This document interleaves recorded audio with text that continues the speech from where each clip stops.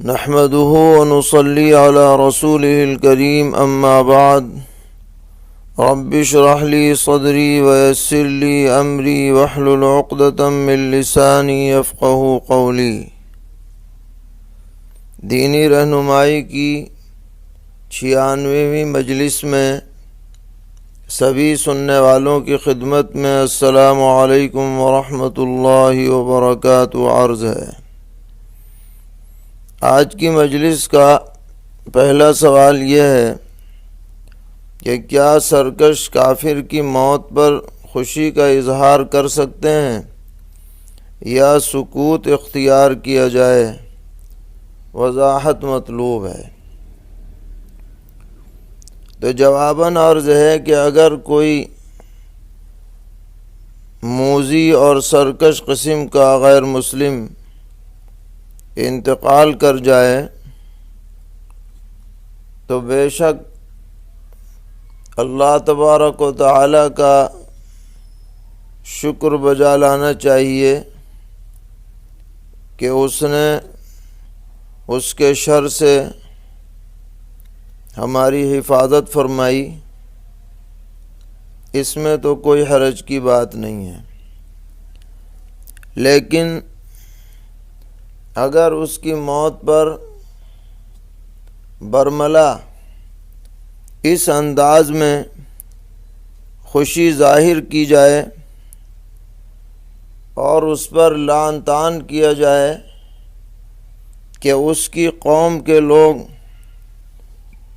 اپنی خفت محسوس کریں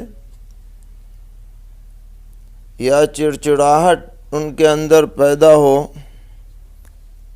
تو اس طرح خوشی کا اظہار کوئی دانشمندی کی بات نہیں ہے،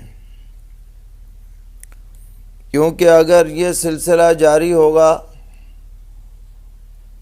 تو جب ہماری کوئی اہم شخصیت وفات پائے گی تو رد عمل میں ان کی طرف سے بھی ایسے ہی تبصرے اور بد زبانیاں سامنے آئیں گی۔ تو گویا کہ اگر ہم احتیاط نہیں کریں گے تو ہم ہی اپنے بڑوں کی بے عزتی کا سبب اور ذریعہ بن جائیں گے۔ خاص کر موجودہ حالات میں جب کہ اس وبائی مرض نے ہر ایک کو اپنی چپیٹ میں لے رکھا ہے، یہ نہ مسلم کو دیکھ رہا ہے، نہ غیر مسلم کو دیکھ رہا ہے، نہ اچھوں کو دیکھ رہا ہے، نہ بروں کو دیکھ رہا ہے، سب کو اپنی لپیٹ میں لے رہا ہے۔ ایسے میں اگر کسی کی وفات ہو جاتی ہے تو اس پر سوشل میڈیا میں یا اور کسی ایسے انداز میں کہ جس سے دوسرے طبقے میں نفرت میں اور اضافہ ہو، یہ طریقہ اختیار کرنا ہرگز مناسب نہیں ہے، بلکہ قومی اور ملی اعتبار سے انتہا درجے میں نقصان دہ ہے۔ صحیح روایت ہے، نبی اکرم علیہ الصلاۃ والسلام نے ارشاد فرمایا کہ بہت ہی بدترین گناہ گار وہ شخص ہے جو اپنے والدین کو گالی دیتا ہے۔ صحابہ کرام رضی اللہ عنہم حیرت میں پڑ گئے اور عرض کیا کہ یا رسول اللہ، کوئی اپنے والدین کو گالی کیسے دے سکتا ہے؟ تو پیغمبر علیہ السلام نے فرمایا کہ وہ دوسرے کے والد کو گالی دے گا، دوسرا اس کے والد کو گالی دے گا، تو سبب تو یہی بنے گا، یہ دوسرے کی ماں کو برا کہے گا، وہ اس کی ماں کو برا کہے گا۔ تو اس اعتبار سے بالواسطہ یہ بھی گالی دینے والا شمار ہے۔ اور قرآن پاک کی تو تعلیم یہاں تک ہے کہ وَلَا تَسُبُّوا الَّذِينَ يَدْعُونَ مِن دُونِ اللَّهِ فَيَسُبُّوا اللَّهَ عَدْوًا بِغَيْرِ علم، کہ جن معبودان باطلہ کی دوسرے لوگ عبادت کرتے ہیں ان کو برا بھلا مت کہو، کیونکہ پلٹ کر وہ اللہ کو برا بھلا کہیں گے تو تم سبب بن جاؤ گے اللہ رب العالمین کی گستاخی اور بے عزتی کا۔ تو اس سے ہمیں یہ نصیحت ملتی ہے کہ ایسے مواقع پر ہمیں احتیاط کا دامن ہاتھ سے نہیں چھوڑنا چاہیے، اور ایسا ماحول ہرگز نہیں بنانا چاہیے جس سے نفرت کے اندر اور اضافہ ہو۔ کسی کا دنیا سے چلا جانا یہ اس کے چاہنے والوں کے لیے بہت ہی جذباتی وقت ہوتا ہے، جس کو وہ خود ہی محسوس کر سکتے ہیں۔ ایسے میں کوئی ان کے میت کے بارے میں ایسا تبصرہ کرے جو نامناسب ہو، اس سے ان کو دلی ٹھیس پہنچتی ہے اور دشمنی اور نفرت میں اور اضافہ ہو جاتا ہے۔ تو یہ بات اپنی جگہ صحیح ہے کہ کسی شرری آدمی کے جانے پر آدمی دل سے اللہ کا شکر بجا لائے، وہ اپنی جگہ، لیکن اس کے اظہار کے اندر عاقبت اندیشی کو پیش نظر رکھنا چاہیے۔ اللہ تعالی ہم سب کو صحیح راستے پر قائم رکھے اور ہر طرح کے شرور سے حفاظت فرمائے۔ ایک صاحب پوچھتے ہیں کہ قرآن و حدیث میں وارد دعائیں کسی غیر مسلم کو بتا سکتے ہیں یا نہیں؟ جی ہاں، بتا سکتے ہیں، اور خاص کر ایسی دعائیں جن میں ہدایت طلب کی گئی ہو وہ غیر مسلم کو بتائی جائیں، انہیں سمجھا کر یاد کرائی جائیں۔ ہو سکتا ہے یہی دعا ان کے لیے ہدایت کا سبب بن جائے، اس میں شرعاً کوئی حرج نہیں ہے۔ پوچھتے ہیں قتل اور زنا میں کون سا گناہ بڑا ہے، اور حساب والے دن سب سے پہلے سوال کس گناہ کے بارے میں کیا جائے گا؟ قتل اور زنا دونوں کو نبی اکرم علیہ الصلاۃ نے کبائر میں شمار فرمایا ہے، یعنی جو بڑے گناہ ہیں ان میں۔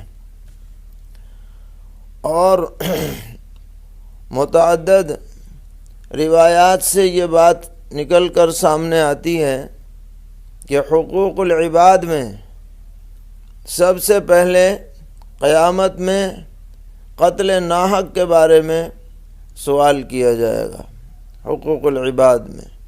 اور حقوق اللہ میں سب سے پہلے نماز کے بارے میں سوال ہوگا۔ تو اس اعتبار سے قتل میں چونکہ بہت بڑا عظیم جرم آدمی سے صادر ہوتا ہے، اس لیے حقوق العباد میں سب سے پہلے اس کے بارے میں سوال ہوگا۔ پوچھتے ہیں ایک بچے کا قاعدہ مکمل ہو گیا، اب قرآن کریم شروع کرانا ہے، تو کس طرح شروع کرایا جائے؟ ہمارے اکابرین میں سے اس بارے میں کوئی عمل ہو تو بتائیں۔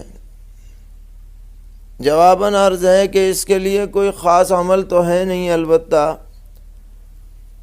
بزرگوں کے زمانے سے یہ طریقہ چلا آ رہا ہے کہ بچے کی بسم اللہ یا اس کا حفظ یا اس کا قرآن پاک کسی اللہ کے نیک بندے سے شروع کرایا جاتا ہے، اور وہ اسے ابتدائی آیات کہلواتے ہیں اور پھر دعا کرتے ہیں تاکہ اس کی برکت اسے نصیب ہو۔ اس لیے آپ بھی اپنے علاقے کے آس پاس کے جو نیک عالم دین ہوں، صالحین میں سے ہوں، ان سے آپ ابتدا کرا لیجئے، ان سے دعائیں لے لیجئے تاکہ بچے کے لیے آگے کی زندگی میں برکتیں حاصل ہوں۔ پوچھتے ہیں سر پر مہندی لگائی تھی، اسی دوران نماز کا وقت ہو گیا، کیا سر پر مہندی لگے ہوئے میں نماز پڑھ سکتی ہوں؟ جواباً عرض ہے کہ اگر باوضو مہندی لگائی تھی، مہندی بوالی جو لیپی جاتی ہے، پہلے سے وضو کیا پھر وہ مہندی لگائی، اور اب نماز پڑھنی ہے اور وضو ابھی برقرار ہے، تو مہندی لگے ہونے کی حالت میں نماز پڑھ سکتے ہیں دوپٹے سے، جیسے کہ پڑھی جاتی ہے۔ لیکن اگر مہندی لیپی بے وضو ہونے کی حالت میں، یا وضو تھا لیکن بعد میں ٹوٹ گیا، اور پورے سر پر مہندی لپی ہوئی ہے، جس کی وجہ سے مسح درست نہ ہوگا، اور جب مسح صحیح نہیں ہوگا تو وضو صحیح نہیں ہوگا، اور وضو صحیح نہیں ہوگا تو نماز پڑھنی بھی درست نہیں ہوگی۔ تو ایسی صورت میں اس کو ہٹا کر کے باقاعدہ وضو کر کے پھر نماز پڑھی جائے گی۔ پوچھ رہے ہیں باپ، بیٹا، ماں یہ جماعت سے گھر پر نماز پڑھنا چاہتے ہیں تو صف بندی کی ترتیب کیا رہے گی؟ ترتیب یہ رہے گی کہ باپ امام ہو اور بیٹا اس کے دائیں جانب قریب میں کھڑا ہو اور ماں بالکل پیچھے کھڑی ہو، اس طرح سے جماعت کی جائے گی۔ اور جو امام ہو وہ اپنے پیچھے جو عورت نماز پڑھ رہی ہے اس کی نیت بھی کرے۔ تراویح کی ہر رکعت میں ثنا پڑھنا اور نیت کرنا ضروری ہے، اگر نہیں کیا تو کیا نماز تراویح ادا ہو جائے گی؟ نیت یعنی دل کا ارادہ تو ضروری ہے، زبان سے کہنا ضروری نہیں، اور ثنا پڑھنا ضروری تو نہیں ہے لیکن سنت ہے۔ اس طرح جلد بازی کرنا کہ ثنا بھی چھوڑ دی جائے یہ بالکل مناسب نہیں۔ پوچھ رہے ہیں حافظ صاحب نے سورہ صاد میں آیت نمبر 24 پڑھ کر سجدہ کر لیا، حالانکہ سجدہ آیت نمبر 25 پر ہے، تو اس صورت میں نماز میں کوئی فساد آیا یا نہیں؟ بے وقت سجدہ کرنے کی وجہ سے ان پر سجدہ سہو لازم ہو گیا۔ اگر سجدہ سہو اخیر میں کر لیا ہو تو نماز صحیح ہو گئی، واجب الاعادہ نہیں ہے، لیکن اگر سجدہ سہو نہیں کیا تو بعد میں اعادہ کرنا ہوگا، انفرادی طور پر اعادہ کیا جائے گا۔ پوچھ رہے ہیں زید کی طبیعت خراب ہے، نزلہ زکام ہو رہا ہے، ناک اور دماغ میں کف جم گیا ہے، جس کی وجہ سے ناک کی جانب سے سڑک کر منہ کی جانب سے تھوکا تو بلغم کے ساتھ کچھ خون کا دھبا آ گیا، پھر دوسری دفعہ پے در پہ تھوکا تو کچھ خون اور آیا، پھر بعد میں صاف ہو گیا، تو دریافت کرنا ہے کہ روزہ باقی رہا یا ٹوٹ گیا۔ اسی طرح کھانستے کھانستے حلق کی جانب سے بلغم کے ساتھ بھی خون نکل آیا تو روزہ ٹوٹا یا نہیں؟ اس سے روزہ نہیں ٹوٹا،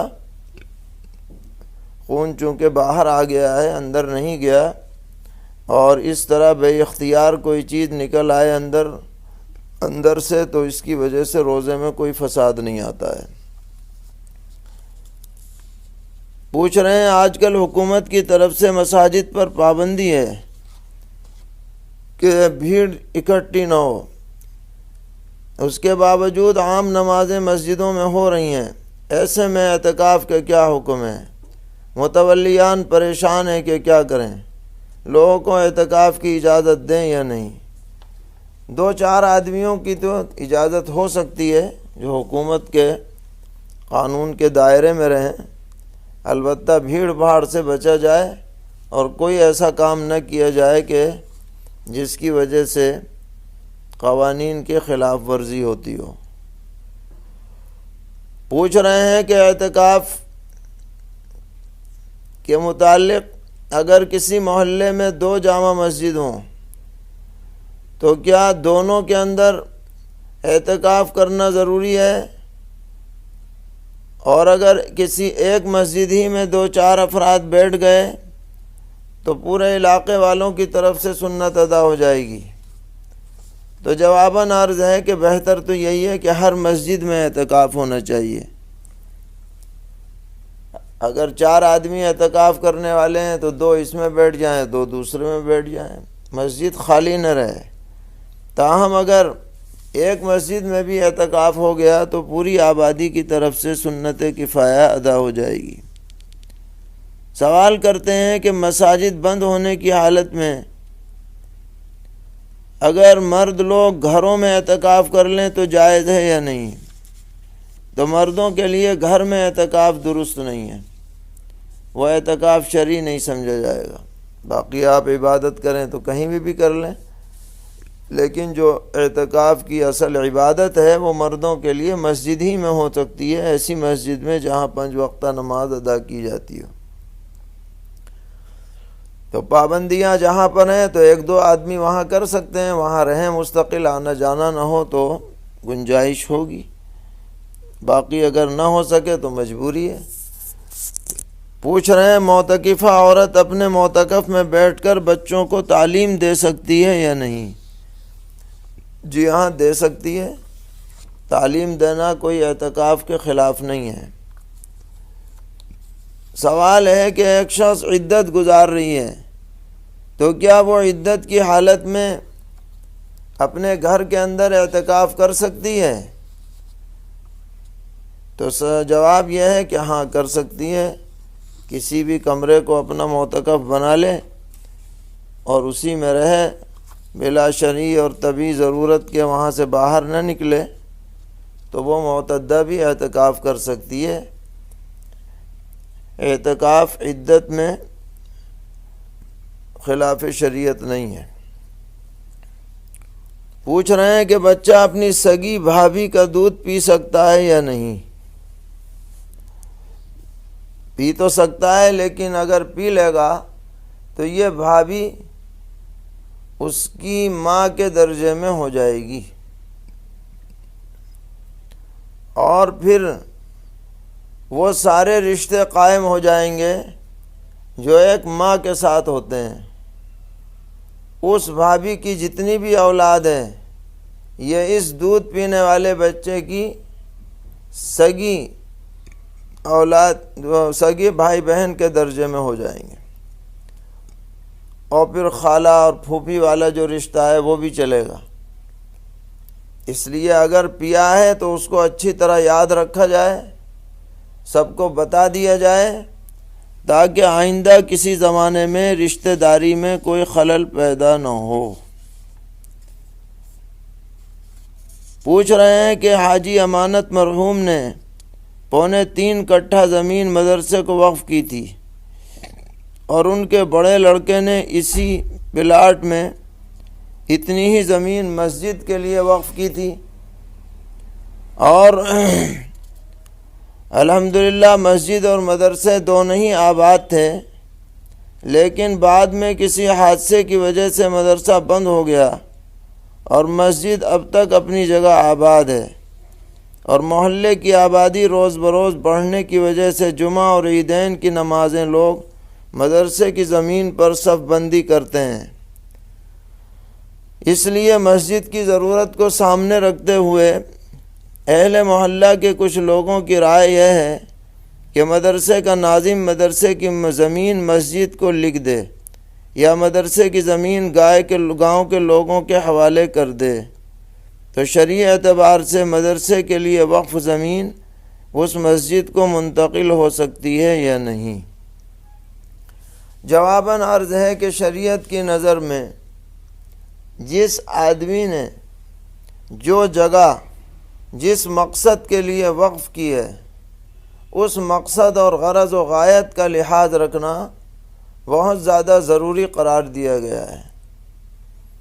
یہاں تک کہا گیا ہے کہ شرط الواقف کا نص شارع، کہ واقف نے جو شرط لگا دی ہے وہ ایسی ہے گویا کہ قرآن و حدیث میں وہ شرط لگی ہوئی ہے۔ اس لیے جو جگہ مدرسے کے لیے وقف کی گئی، حتی الامکان پوری کوشش کی جائے کہ وہ مدرسے ہی کے مصرف میں استعمال ہو۔ اگر وہ مدرسہ کسی وجہ سے بند ہو چکا ہے تو بستی والوں کی ذمہ داری ہے کہ وہ دوبارہ اس مدرسے کو جاری کریں، وہاں تعلیم و تعلم کا سلسلہ ہو، تدریس کا نظام ہو۔ وقتی طور پر مجمع بڑھ جائے، اس میں نماز بھی پڑھ لی جائے، وہ مدرسے کے خلاف نہیں ہے، لیکن اس جگہ کو بالکلیہ مسجد کو نہیں دینا ہے جب تک بھی مدرسے کا امکان باقی ہے۔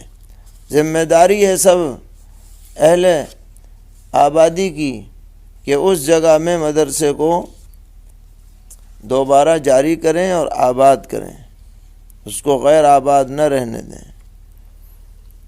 پوچھ رہے ہیں کہ ڈاکٹر حضرات کورونا سے متاثر میت کو بالکل پیک کر کے گھر والوں کو دیتے ہیں اور کھولنے سے بھی منع کرتے ہیں، تو ایسی صورت میں غسل اور نماز کا کیا حکم ہے؟ پہلے بھی کئی مرتبہ یہ مسئلہ آ چکا ہے اور بار بار پیش آ رہا ہے۔ تو اولاً تو کوشش کرنی چاہیے کہ غسل کا موقع مل جائے، اور مل سکتا ہے، تھوڑی کوشش کریں تو۔ اور اگر غسل کا موقع نہ ملے تو باقاعدہ تیمم کا موقع مل جائے بیگ کھول کر کے۔ اور اگر بالفرض کہیں یہ دونوں موقع نہ مل سکے، نہ غسل نہ تیمم، اور سختی ہو، تو ایسی صورت میں مجبوراً اسی پر نماز پڑھ لی جائے، نماز جنازہ، اور پھر تدفین کر دی جائے۔ یہ مجبوری کی حالت ہے۔ اللہ تعالی ہم سب کو دین و ایمان پر استقامت عطا فرمائے، ہر طرح کے شرور سے محفوظ رکھیں، دارین کی عافیت سے نوازیں۔ وصلی اللہ تعالی علی خیر خلقہ محمد وآلہ وصحبہ اجمعین۔